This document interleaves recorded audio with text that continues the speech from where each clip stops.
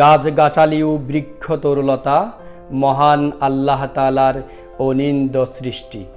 গাছের সঙ্গে মানুষের জীবন প্রভাব ওতপ্রোতভাবে জড়িত।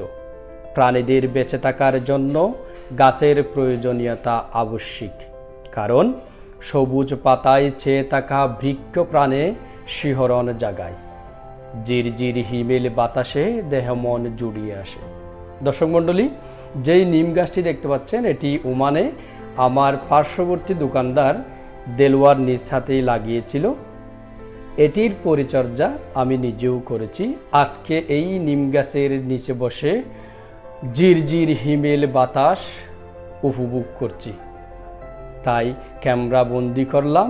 সবাইকে বলবো, যার যার স্থান থেকে গাছ লাগান, পরিবেশ বাঁচান।